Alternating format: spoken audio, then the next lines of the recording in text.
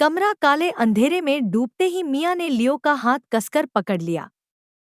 एक ठंडी, नम हवा उनके चेहरे को छूकर गुजरी, जैसे कमरे में कोई तीसरा भी मौजूद हो। लियो, तुमने दरवाजा बंद किया था ना? लियो ने डरते हुए जवाब दिया, हाँ। लेकिन किसी ने इसे बाहर से खोला है। तभी उनके पीछे रखा स्टोर रैक धीरे धीरे खिसकने लगा, अपने आप। धड़ धड़, हल्की कंपन के साथ पूरा कमरा जैसे सांसें ले रहा हो। मिया ने फुसफुसाया, यह कमरा पहले ऐसा नहीं था।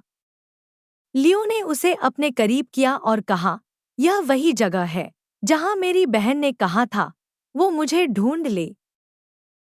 लेकिन अचानक रैक के पीछे से कोई बहुत पुरानी, टूटी हुई आवाज आई। लियो, तुम आ ही गए। दोनों डर से जम गए।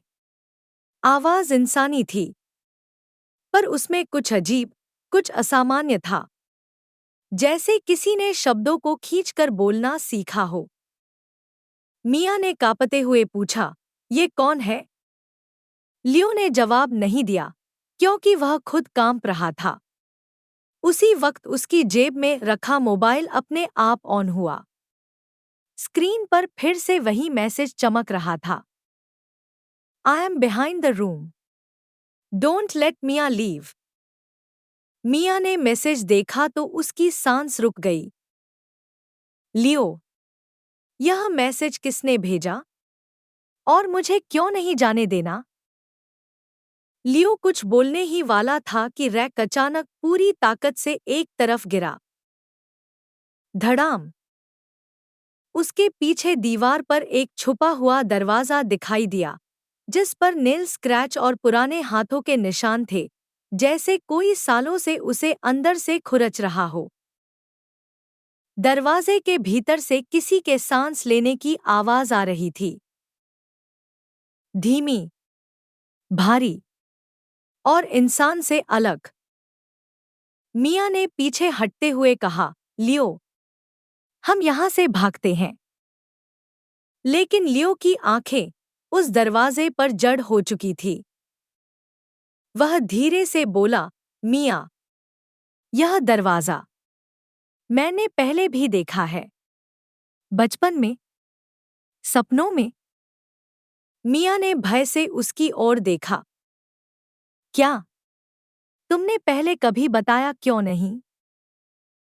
लियो की आवाज कांप रही थी, क्योंकि हर बार जब मैं जागता था, मेरे कमरे की दीवार पर भी खरोंच होती थी। उसकी बात खत्म ही हुई थी कि दरवाजा खुद ब खुद अंदर की ओर खुलने लगा, धीरे, सरसराहट के साथ। और अंदर घुप्प अंधेरे में दो चमकती आंखें दिखाई दीं।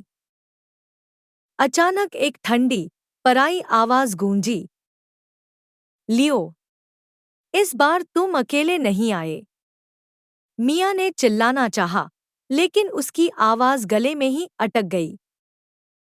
कमरे का तापमान अचानक गिरने लगा। सांसें भाप बनकर निकलने लगी। और फिर वो चीज दरवाजे के बाहर कदम रख चुकी थी।